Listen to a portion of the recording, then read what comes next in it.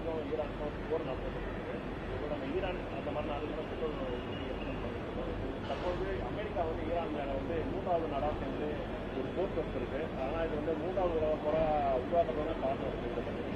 இல்லை, இனிமே இங்க 3ஆம் உலகப் போர் உருவாக போகுதுன்றீங்க. நீங்க வள வேட்டைக்கான ஐயா கவி பேரரசு வைரமுத்து அவர்கள் 3ஆம் உலகப் போர் எழுதுனது வள வேட்டைக்காக தான் இது நடக்கும்.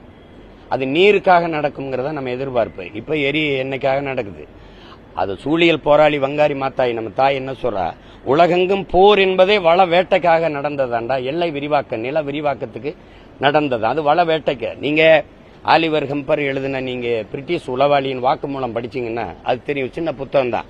நாங்க வந்து அரபு நாடுகள்ல வந்து அந்த நாட்டின் நிலப்பரப்பை கைப்பற்ற நாங்க வரல, அதிகாரத்தை கைப்பற்ற வரல. நாங்க வந்தது வளத்தை கொள்ளையடிக்கத்தான் அவர் எழுதியிருக்கல.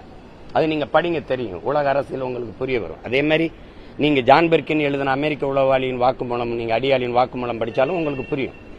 இப்ப இதுல வல்லாதிக்க நாடுகளின் வள வேட்டைக்கு தான் இந்த போர் நடக்குது. இப்ப இன்னுமே ஒரு உலகப் போர், 3ஆம் உலகப் போர் இல்ல.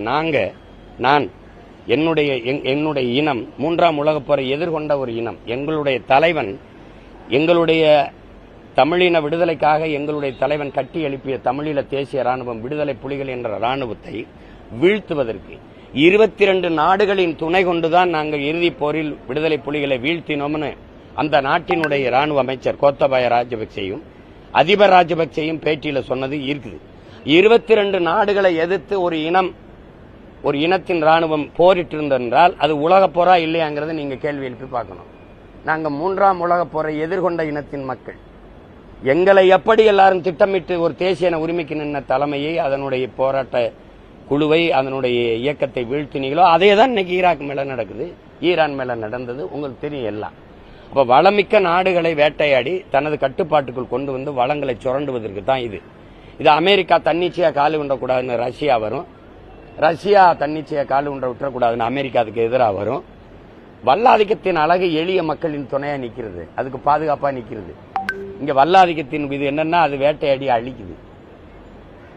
எளிய மிருகங்களை வேட்டையாடி உண்ணும்ல, வலிய மிருகம் அது மாதிரி வேட்டையாடி உண்ணுது. இது உலகம் வேடிக்கை பார்த்துருக்கு. அப்படித்தானே? இப்ப இந்திய வல்லாதிக்கம் என்ன செய்யுது? என் நிலத்தில் இருக்க வேட்டை மீத்தேனு, ஈத்தேனு, ஹைட்ரோ கார்பன், அது இது எல்லாத்தையும் வந்து வேட்டையாடி கொடுத்துக்கிட்டு தானே போகுது.